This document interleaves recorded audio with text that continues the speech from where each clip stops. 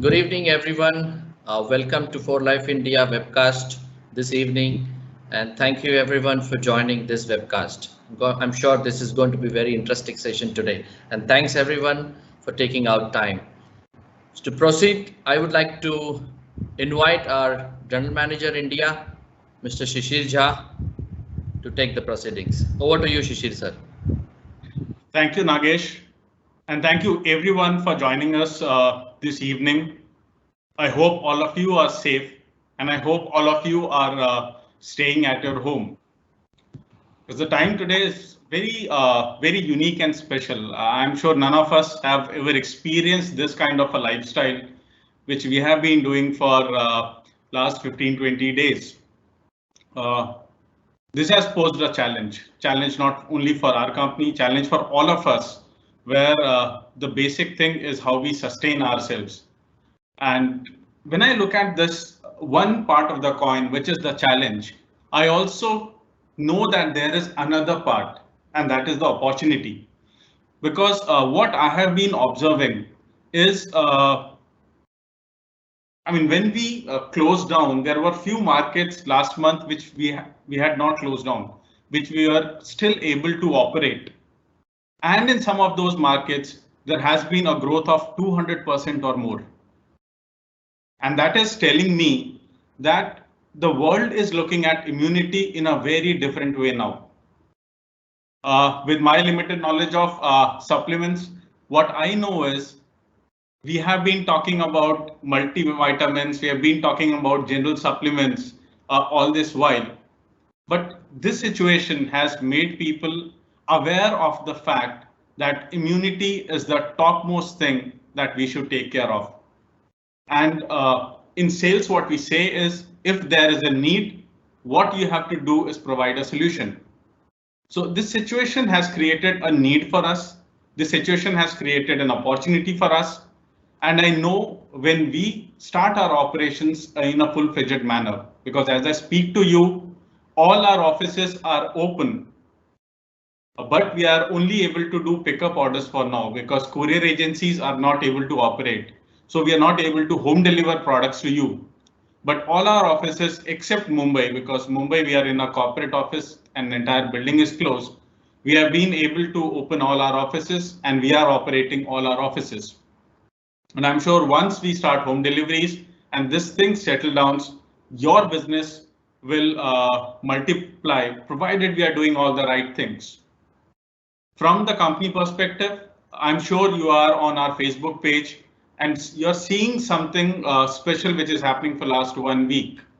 We have started a series which is called Only an Expert Can Take Care of Your Special Immunity Need. And why we started that was of late we have been hearing and seeing that every other company is talking about immunity. So the smallest of products like an atta or a cookies or a biscuit, they are also started talking about immunity. So in that scenario, how do we tell the world that For Life is different? How do we tell the world that we are the specialists and what we do, nobody else can do? And we thought this is one time where we need to, number one, educate ourselves. Number two, have some tricks and tips about how smartly we can pitch our products, how smartly we can talk about our organization. And I don't know anybody who can do this better for us than Dr. Brent. So it's my privilege and it's my honor to invite Dr. Brent on today's call. And I'm sure with his inputs, and he has been very specific about how we establish our brand as the market leader in terms of immunity. I'm sure today we are going to get something which is very special and which will help us to build our business to next level, provided we are doing all other things in the right manner. So I'll not take much of your time and I'll put you on to Dr. Brent. Thank you, Dr. Brent, for joining us today and accepting this call. I know it's early morning for you, but thank you so much and agreeing to speak to all our distributors. So we are really excited to speak to you, Dr. Brent. And I'll hand it over back to you, Nagesh, and all of us have a wonderful session. Over to you, Nagesh. Thank you, sir. And over to you, Dr. Brent. Good evening, everyone. Hopefully you're enjoying some extra time with those weird people that live in your house that everyone else refers to as family. Just like you guys, we're kind of locked down here a little bit as well, and so getting used to doing things a little bit differently. And just like in India, immunity has become a very popular topic here in the US. And that's kind of been good for 4Life because for some reason we tend to be very interested in immunity. And so today, I just kind of want to take a few minutes to go through some of kind of called transfer factor facts. We'll talk a little bit about what transfer factors are and kind of give you some ideas and some ways that you can talk about transfer factors with people and show how they're different from everything else that everyone else is trying to peddle to you. And as mentioned there, everything is now good for your immune system. Well, not everything is. Some things are definitely better than others. And transfer factors are kind of at the top of that list. So I wanted to start off and talk about research because, yes, I'm an expert. I've been studying transfer factors for 17 years now, the immune system and other things well beyond that, and dietary supplements well over 20 years. And research is kind of the key here. This is not just me saying it, but this is me saying it and having 2 or 3 other prominent scientists say, yes, that's true. That's what's really going on. And we've been trying over the last, probably almost a decade to get out about 2 publications a year on our transfer factor products. And so here I kind of highlight 2 of the more recent ones that we have published. And you can see the topics there. And they're both kind of immune-related topics. And just to kind of give you a little background on peer-reviewed research, which is what we do when we publish these things. We go through, we do the research, or in some cases, like you'll see here, both of these were contracted studies where we paid a researcher to perform the research, to write the results up, and to kind of spearhead the publication of these. But they utilized our products. We provided them with the materials they needed to test it. We consulted with them all the way through it, and we reviewed the manuscripts before they were submitted for publication. And so in this sense, we look for the researcher that has published in this area and knows what they're talking about. You can see the top one here with Dr. Vahan. He's actually published on transfer factor entirely on his own in the past, utilizing our products there. And so he was an excellent choice for us in some of our more recent stuff. But he did the research here, and he wrote it up and submitted it to, you can see the top there, the International Clinical Pharmacology Journal. They then passed it out to 2 or 3 other scientists familiar with immunity and the kind of the subject matter of the study. They looked through everything that was done, made sure that it was done properly, that all the controls were in place, and that the methodology was sound. They looked at the way he analyzed the data, the statistics that were run on it, and then the conclusions that he wrote up in the article here, and then made sure that all of those things lined up, that the methods matched the conclusions, the statistics were done appropriately, and that in the end they could say, yes, this study was performed the way it was supposed to, and the conclusions that are stated herein are representative and accurate for the data that was presented. And so that's why we kind of like the peer-reviewed stuff, because it's not just us saying the transfer factors are good for your immune system. It's other researchers saying, yes, that's true. They really are. And here are just 2 examples, but I want to show you kind of the history of transfer factors. So you can go to pubmed.gov and you can search for transfer factors. Like you can see the search that I did right at the top there. Now there's a couple things that I did to kind of limit it, to kind of hone in on some very specific research, which you can see in this case, it came up with 485 results. This is probably a little more than half of the research that's available through PubMed. And just to kind of give you a background, PubMed is really just an index. So they've gone through several thousand journals and they've just indexed all of the studies that have been published in those journals. These are all peer-reviewed, all top quality journals. And so there's no kind of endorsement here or anything else. It's just simply, here's a list of all the research that we've been able to do. Now, there are tens of thousands of journals around the world, and PubMed indexes maybe a third of those. So there's a lot of publications that aren't available through this service. But you can get, again, a good number of what's been published through PubMed. And so doing this search, we come up with a good number of them. In looking in the past here, there are somewhere between 800 and 1,000 studies available on transfer factors in PubMed. Now, some of them use different terminology, and so they don't show up on this particular search, but this gives you a good idea of what's available. And you can go and do this on your own and read all of this research. This stuff dates back to the 1945 first publication by Dr. Lawrence himself. That's all available here, and most of what he's published is also available through the service. I want to highlight a couple things on this page. First, this is the breakdown of the type of research you can see. So there are 43 clinical trials, a bunch of them in English. You can get 54 of them for free. That's the free full text there.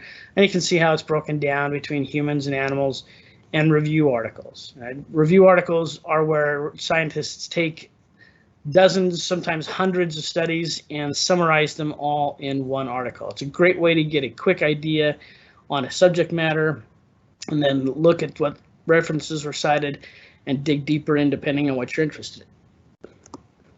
So that kind of shows you the breakdown of what's available there. But I also want to highlight the timeline here. You can see kind of it starts in 1962, although there are a couple studies before that. Well, it really comes into the mid to late 70s and early 80s. That was the heyday of transfer factor research. And so when you're looking through PubMed, most of what you're going to find are in that time range. Now, you can also see that there are a number of studies that have been published in the years after that and even in the last few years. So there are a couple groups that are still actively studying the traditional transfer factors. That's in addition to what we at For Life are doing. And most of these are actually coming out of a group that still makes blood-based transfer factors in Mexico, and a little bit from a group that publishes one every year or two out of Italy. But that kind of gives you an idea of just the amount of research that's available on transfer factors. So now this isn't just a fad kind of a thing. There are thousands of studies documenting the immune benefits of transfer factors. And there continue to be new studies published every year. And as it sits, For Life is one of the main research groups still publishing on transfer factors today. So with that, I wanted to kind of go through what are the kind of the top facts for transfer factors. These are the things that kind of differentiate it from anything else out there, as well as some of the top questions and concerns that people have with transfer factors. So first, I kind of want to make the point that transfer factors come from colostrum. Now, if you're familiar with what colostrum is, that is mother's first milk. So after a baby is born, for the first 1 to 3 days after birth, the milk that comes out of her breast is colostrum. It is high in immune components and a few other things that the baby needs in those first few hours and days of its life. And the reason being, you have a newborn baby that does have a functioning immune system, but it is very, very naive. It has been living for the last 10 months in a very protected environment where the mother has kind of shielded it from all of the things in the environment, all the things in the world that can make it sick.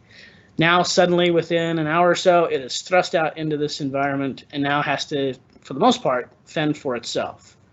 And so colostrum is there to give the baby the best possible chance of survival. And it's taking the knowledge that the mother has accumulated in her immune system and giving that to the newborn infant, so that that naive immune system now has some education and some knowledge to use to help protect itself from this harsh environment that it has now been pushed into.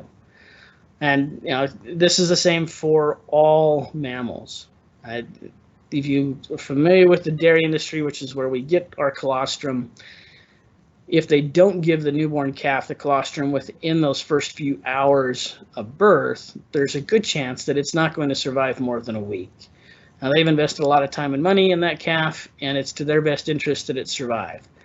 And so kind of as a secondary side point here, the dairymen ensure that their calves get the colostrum they need. Whatever's left over, that goes to us. And so they're making sure that their herds are healthy and growing up best they can. We get the rest. Now, the other aspect of this being the baby's first food, well, obviously you have this very young and kind of, lack of a better description, a weak or susceptible infant. If it's safe enough for the baby to consume within minutes of being born, well, it's pretty safe for the rest of us as well then. And so they have a really strong safety profile with transfer factors because it's something that all of us were given within the first few minutes of our birth. The other main component of transfer factors, and I think this is probably the one that differentiates transfer factors from just about everything else out there, is that transfer factors are made by your immune cells. Every day, as you come in contact with different things, your immune cells take them, they kind of ingest them, break them open to a bunch of tiny little pieces, and they look for little bits of those that are characteristic, that are unique to whatever that potential invader might have been. And that's what they make transfer factors to. So I kind of like to compare this to physical characteristics. Is now you and I, if we bump into a stranger on the road, you're going to try and look at things in this individual that are memorable, that you're going to say, oh yeah, I remember seeing this guy. And maybe it's they have an interesting hairdo, they've got a tattoo somewhere, eye color, hair color. These are all kind of unique characteristics. Now, some of us share these characteristics with each other. We all have a limited number of hair and eye colors, and so yeah, brown hair doesn't necessarily narrow it down very much. But brown hair, blue eyes, well, now we've got a little bit more specific here. You got the I Love Mom tattoo on the left shoulder. Now we got even more specificity in it. And transfer factors kind of work in a similar fashion here. Your immune system is making these to identify those unique characteristics of that invader. And just like you or I will then pass those characteristics on to others to help them better identify it. And so one immune cell will make these transfer factors, stick it up on its surface, and then as it comes in contact with other immune cells, that information is transmitted across, and now you have two immune cells that have been educated and looking for it. And so there are thousands, maybe millions of different transfer factors, all with a very similar structure, but with enough differences that they can provide that specific information to your immune cells. And this is also something that is very key or kind of core to all, for most intents and purposes, most mammalian immune systems. So that transfer factors made by a cow, made by a chicken, are the same chemical structure as those made by a human. Because every immune system is using the same communication network, these same pathways to inform and teach one another. And so that's why transfer factors work. And we'll talk about that one here in just a bit more as well. But so as I kind of talked about, they're providing information. And that, again, differentiates transfer factors from everything else. So you may be getting that cookie and it's got oats in it. And oats have some immune benefits. And so they're touting those immune benefits. Well, the benefits from almost everything else out in the marketplace, and this includes vitamins, minerals, all the other stuff that everyone is saying is good for your immune system. Well, they are, but they're only good in the sense that they're providing kind of a basis. Maybe they're providing some needed cofactors or other chemicals to aid in the chemical reactions that take place in the immune cells, but they're not providing education. They're not providing that information. So immune cells need things, just like you and I. We need food to survive. Your immune cells need food to survive. They need vitamins and minerals in order to do their day-to-day chores. But with transfer factors, they're getting information. And that information then helps to make their efforts more efficient. Kind of optimizes their response to things. And so this, again, kind of another big differentiating factors. There's a lot of things that can boost or strengthen your immune system, but it's a non-specific strengthening. So it makes the immune system maybe run faster, run harder, do a little bit more, and that's great. Well, that's great if you've got something to deal with, but if you're currently in a situation where you're not really needing an extra fast or strong immune system, then you're kind of wasting that energy, and you do that for very long, and it can have negative effects on the health of your immune system. When you provide the information, on the other hand, your immune cells are primed. They're ready, they've been taught, but it isn't until they come in contact with whatever it is they've been taught about that the response actually begins. And then it's a much more efficient response because they know that this is a bad thing and it needs to go. And so they don't have to take the time to figure it out. They already know they can get a very surgical type response to it. And it's not just a generic, oh, I'm a little more active today, a little more awake, but I don't really know what I'm supposed to be doing. Transfer factors, they know where the threat is, they know what to do. Just chemically, transfer factors are small proteins, often referred to as peptides. Most of your body's communication molecules are proteins. Your hormones and the ways that cells talk, a lot of those are protein based. And so they kind of fit into that same realm. Having trouble with the screens? Let me try and share this again. All right, so hopefully we're back up.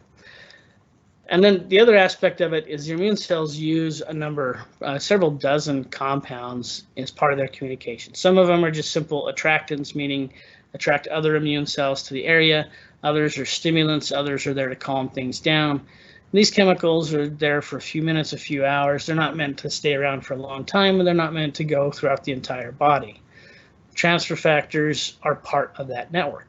But again, the thing that's unique about them is that they're providing that information. They're helping to teach those immune cells and give them specific details on what to look for, and to then hopefully help them learn what's good and what's bad in a much quicker fashion. And as I mentioned, because they're part of the core immune response, they are transferable between species and share a lot of commonalities across all mammals.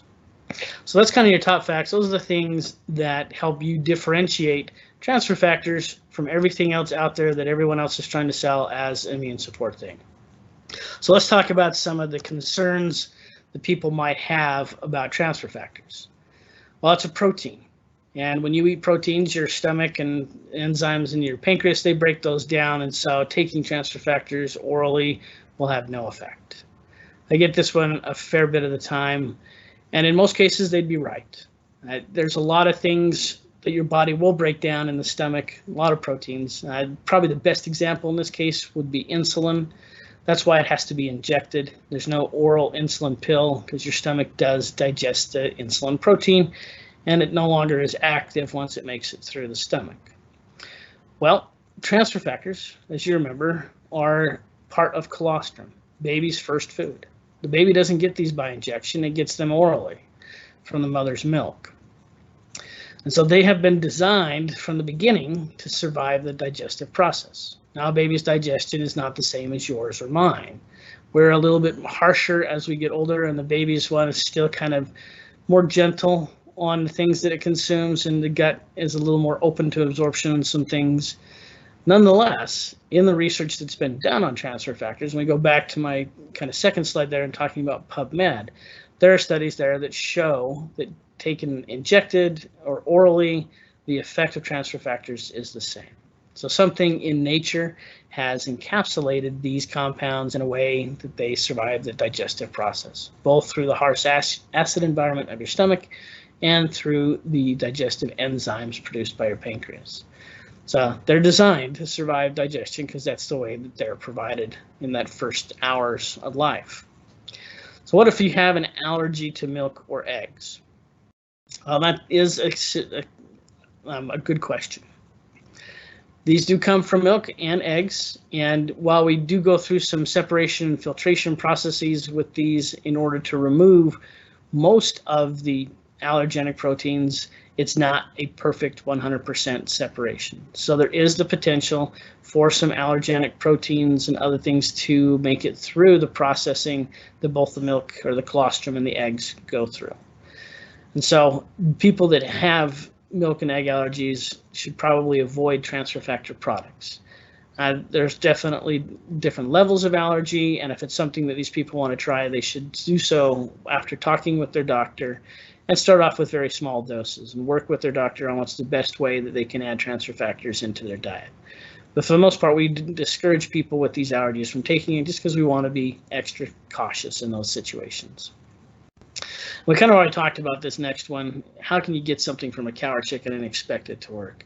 Well, it goes back to just that part that transfer factors are one of the core basic components of your immune system.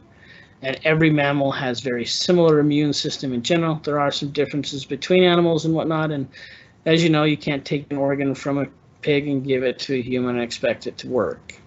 The human will attack it and destroy the organ pretty quickly. The immune system recognizes it as being foreign tissue and removes it. So why doesn't that happen with transfer factors? Well, first, they're not cells.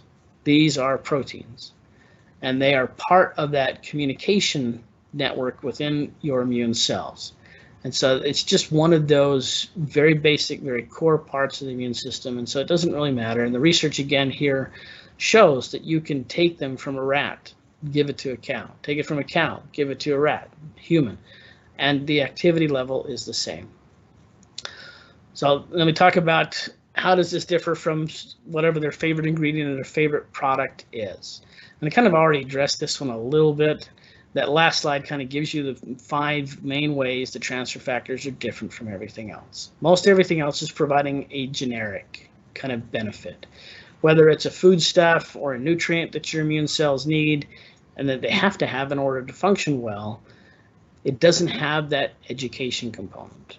And in a lot of cases, it's not something that your immune cells are making themselves.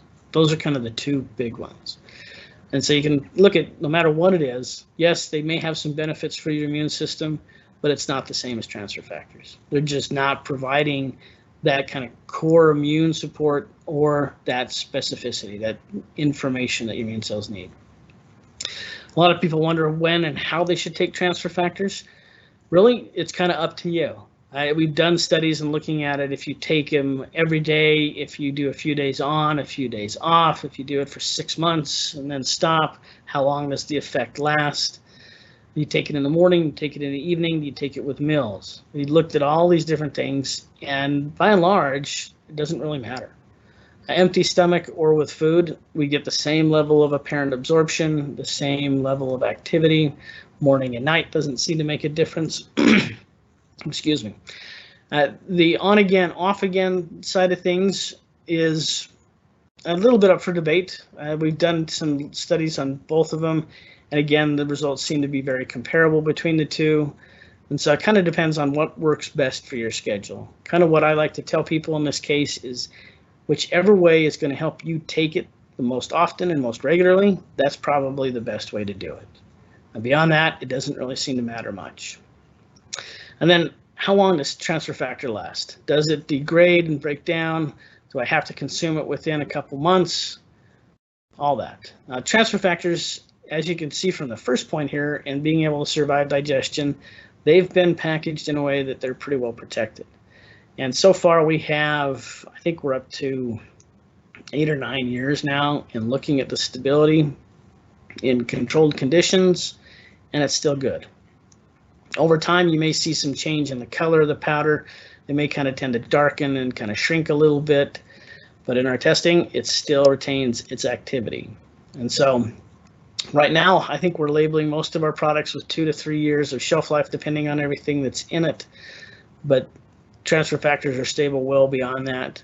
The best scenario would be to keep it in a cool, dry place, and then you should have at least 5 years or more of stability in the product by itself. Now, once you add vitamins, minerals, and other things into the products, then those things do break down over time. But the transfer factors, for the most part, appear to be pretty stable and last quite a while. And so that kind of wraps it up for today. I think we'll take some time to answer some questions. Well, thank you, Dr. Brent, for such a wonderful presentation and such an informative session. Thank you very much indeed. So we have some questions for you. So we hear about vitamins, minerals, herbs for marketplace, and overall they are talking about boosting the immunity. So in this context, I have a question, which kind of how 4Life transfer factors are different from the other supplements that are there in the market. If you can just enlighten us. Sure. So I think we talked about most of the answers to this question already. As I mentioned, immune cells, they do need vitamins and minerals in order to function. And just like you and I, we have to have these. These are necessary components to our diet. And without them, your immune cells won't do very well. And I kind of like to make the comparison of school, right? So transfer factors are the teacher. They're instructing you and giving you information. But if you go to class and you sleep through class, or you're not paying attention, how much education do you pick up? So you kind of need vitamins and minerals in order for your immune cells to take full advantage of transfer factors. But again, they're just kind of a generic thing. They're what makes things function, but they're not necessarily what makes things function well. And so you kind of need both. The vitamins and minerals are good to give you that core base and support for things, but you really need the transfer factors if you want a strong, efficient, and targeted response. So I think people can sell those, and they're right. They are good for your immune system. They do improve immune system function, but only to a point. Transfer factors are going to take it and move it that much further beyond the mark and give you that much more immune support. And the combination of them, even better. All right. Thank you, Dr. Brent. I will try to translate this to my team in Hindi for the benefit of those who मैं हिंदी में उसका conversion करूंगा translation. हमने ये सवाल पूछा था sir को कि आज की तारीख में विटामिन मिनरल्स हर्ब्स ये मार्केट प्लेस में हम काफ़ी सुन रहे हैं और ये भी सुना जा रहा है कि वो ओवरऑल इम्यूनिटी बूस्ट करते हैं। इस कॉन्टेक्स्ट को पकड़ के हमने क्वेश्चन किया था कि for life transfer factors other supplements में मार्केट से डिफरेंट कैसे है। तो आप सब लोगों ने अभी सुना ही होगा, सर ने उनके प्रेजेंटेशन में भी कहा था और अभी एक स्पेसिफिक आंसर भी दिया। तो एक एग्जांपल उन्होंने जो बहुत अच्छे से दिया था कि ट्रांसफर फैक्टर एक एग्जांपल को उन्होंने रिलेट किया कि आप स्कूल में जाते हो, आपको टीचर से एजुकेशन मिलता है, लेकिन अगर आप स्कूल में जाके मान लीजिए आप सो गए तो शायद कितना एजुकेशन आप ले पाएंगे। Same thing with other herbs and other vitamins and nutrients. लेकिन अगर ट्रांसफर फैक्टर आप लेते हैं तो आपको जो इम्यून एजुकेशन जो मिलता है वो कहीं दूसरे न्यूट्रिएंट्स और विटामिन्स और हर्ब्स से नहीं मिलता है। इसके लिए हमारे ट्रांसफर फैक्टर्स बहुत यूनिक है। इसमें काफ़ी डिटेल स्टडी है जो हमने आज देखा और सर ने एक बहुत ही इंटरेस्टिंग हमें एक स्टडी के लिए pubmed.gov करके हमें जो रिसर्च की साइट दी है उसके ऊपर जाके हम काफ़ी सारा इंफॉर्मेशन ले सकते हैं। So thank you doctor Brent for that answer and putting it very simply. So I'll move on to another question that we have. So when it comes to health, and especially consuming anything orally for a longer period of time, so first thing that comes to our mind is our safety, whether it is safe for me if I continue to take it for a longer time.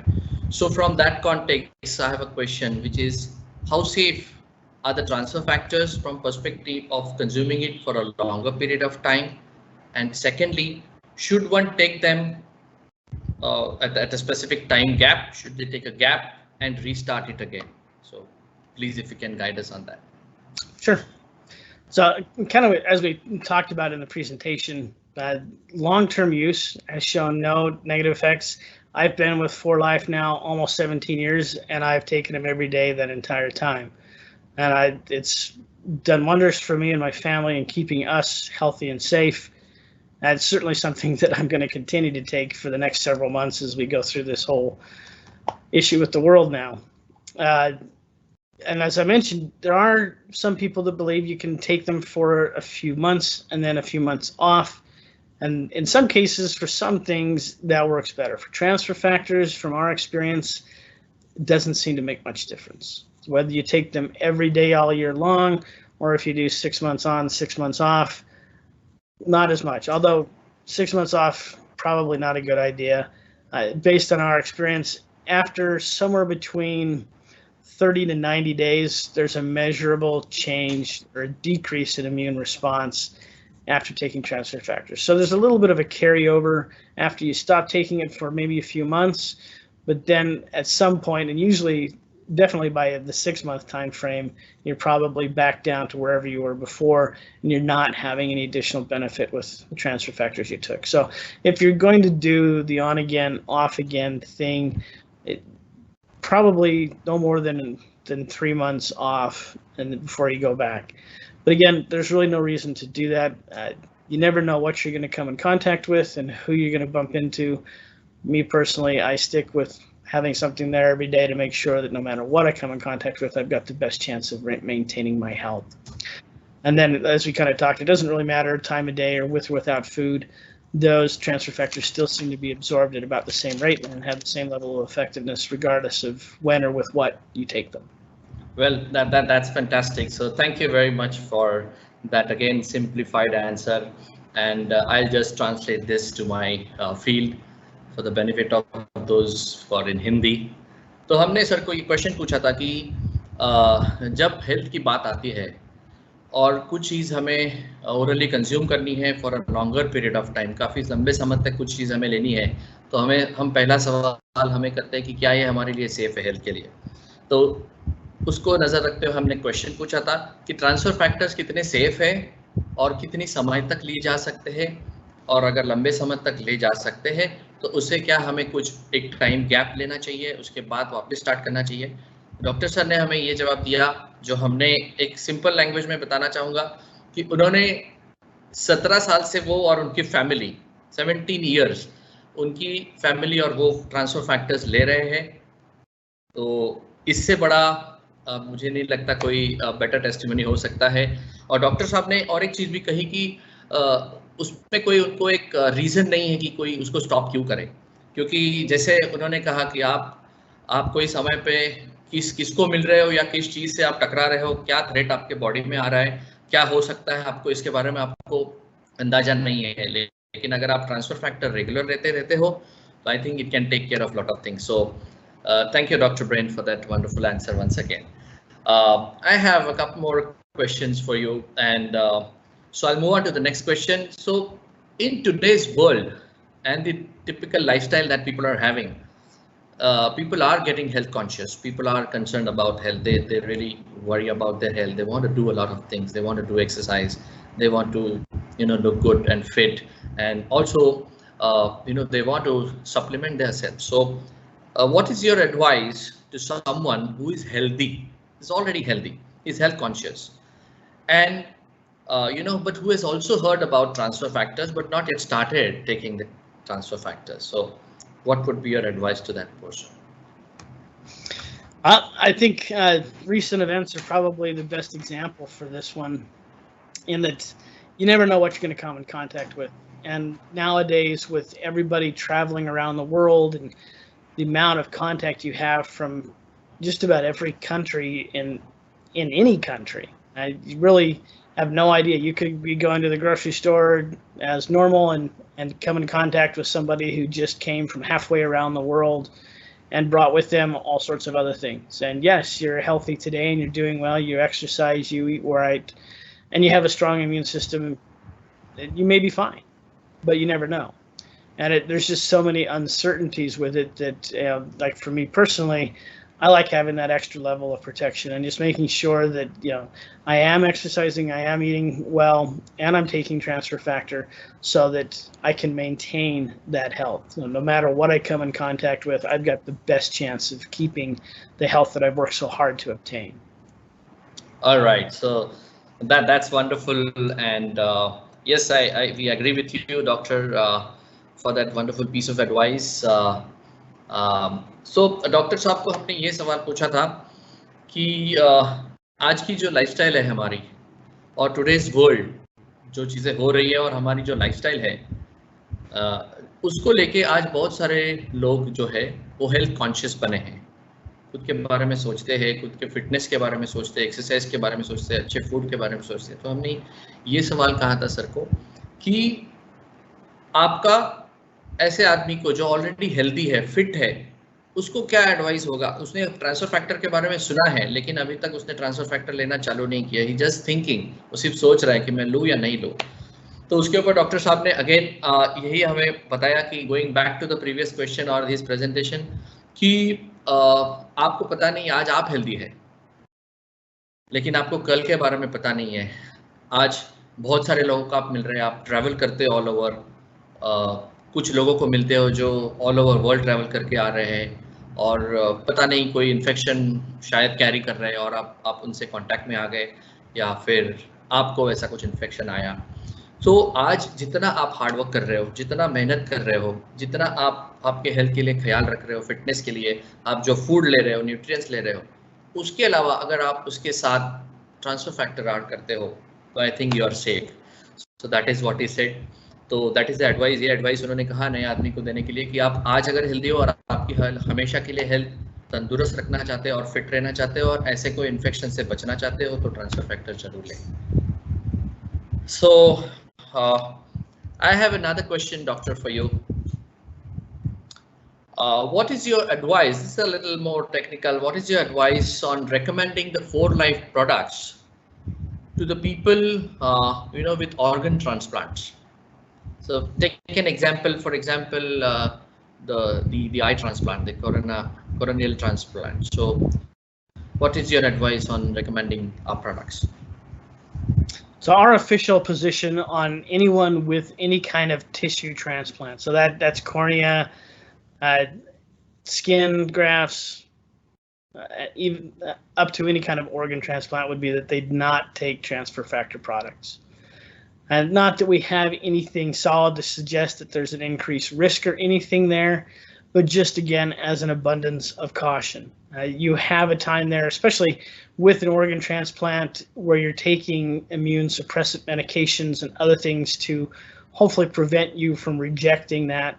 And a lot of times this is a very kind of life-threatening thing. The cornea, obviously not that case, but in the other ones, it definitely could be. And so we just don't want to mess with any of the things and the numerous medications that they're on and all the other therapies. It's just one thing that is probably best left off the table in this case. And, down the road, many years after the transplant, that's something you can discuss with your doctor and decide if it's appropriate for you to try transfer factors at that point. But definitely before and while you're immediately after the transplant, it's something you'll want to stay away from. All right. So thanks once again for that very precise answer. हमने doctor Brent को ये सवाल पूछा था कि 4Life के कोई भी प्रोडक्ट जो है कोई ऐसे पर्सन को दिए जा सकते हैं जिसका ऑर्गन ट्रांसप्लांट हुआ है, for example I coronal transplant. So doctor sir ने ये जवाब दिया था हमें कि एज ए अबंडेंस कॉशन हम ये कोई भी प्रोडक्ट्स ऐसे पर्सन को रिकमेंड नहीं करेंगे क्योंकि there are so many other risk associated with the organ transplant. और ये उन्होंने स्पेसिफिकली कहा कि एक प्रिकॉशनरी मेजर या एक अबंडेंस कॉशन के माध्यम से हम ये स्पेसिफिकली रिकमेंड नहीं करेंगे, we will stay away from it. So this is the message. So thank you for that, and that brings me to my last question, Dr. Brent. Is there a way that to measure the immunity changes in someone who is taking the transfer factors regularly? Yeah, well, there's a number of ways to test immune response and a number of different ways to interpret those results. Unfortunately, the immune system is complex enough that there's really not any one test that addresses all aspects of immune response and immune health. We've been asking ourselves that question for many years and looking at a number of different technologies and other things that perhaps could answer that and be something that consumers could take and utilize in their own homes and meetings and other things to kind of look at where's my immune response now. And if you've been to convention and you've seen some of the things that we've talked about, there's a compound that your body makes a fair amount of. It makes grams of this stuff a day. It's called immunoglobulin A.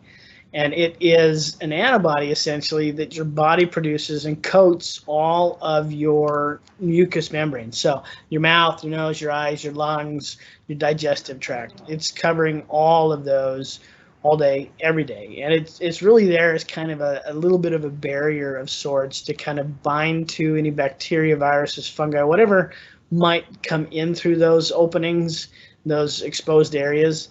And it essentially just binds to them and blocks them so that they can't penetrate the skin, they can't be infectious. And in the same sense, it also then highlights them for your immune cells. So they're all bound up with this immunoglobulin. Your immune cells know that they need to get rid of that. And so it prevents them from being infective as well as flags them for your immune system to take care of. this fluctuates quite a bit. In the morning, you'll have one level. In the evening, it's usually a little bit lower. And so as the day goes on and as your exercise, your diet, your stress level, all of those things can impact the amount of IgA, immunoglobulin A, that we make. And we've kind of looked at this a couple of times, and we've done some studies. We did one back in 2008, I think it was, looking at Rio Vita, and found that that had the ability to increase the production of IgA. We repeated this study in 2016, I think it was, with Right Start, and found again the same thing, that can elevate your body's production of IgA. And depending on the study, it goes anywhere from 60 to 70% increase on average. So that right now is kind of our preferred marker, but again, it's one out of hundreds, and so it's not giving a complete picture of immune response, but it is giving a little bit of a picture. And in fact, the IgA itself has kind of gained popularity in professional sports teams. Some of them are using it, especially with football, soccer teams in England. They utilize it to measure overtraining. So if those levels start to drop in their athletes, they know they've trained too hard and they get an extra day of rest. And so that's one way that it's being used that way. And to kind of give you guys a little bit of behind the scenes, this is something that we've actively been working on. And the company that does this in England is working with us to create our own little version that'll go along with a cell phone app, and something that hopefully within the next year or so we'll be able to release out for all of you to take advantage of. So there's a little bit of a secret, so don't tell anyone I told you that. All right, so Dr. Brent, that was quite elaborative, and I think there is a lot going on in this particular area. That's what I understand. And so thank you very much for that, all the wonderful insights into this particular question and the answer that you gave. What I understand is there is a lot of research and there is further advancement going on, that you're taking up about how we can measure the immunity. So मैं ये question के बारे में हमारी जो field है उनको हम अलग से वापस इस क्वेश्चन के ऊपर थोड़ा सा एलाबोरेटली और समझ के हम आंसर देंगे. But Dr. Brent, it was sheer pleasure and privilege to have you with us today. And at this hour, when the entire world is looking at immunity, you have just come in at the right time and given us so much insight. So it is going to be definitely beneficial for each and everyone here on the webcast, and to all of us as well. And I really want to thank you from the entire For Life India corporate team for joining us early this morning and guiding us. So, and I thank all the webcast participants. For Life India, thank you for joining us this evening, taking out your 45 minutes of valuable time, and I'm sure this was worth it. Every minute was worth it. हम इसके ऊपर आपसे और चर्चा करेंगे और information के साथ. So, Dr. Brent, thank you very much, and thank you everybody on this webcast for joining. Good night. Thank you all. Stay safe. Bye. Thank you.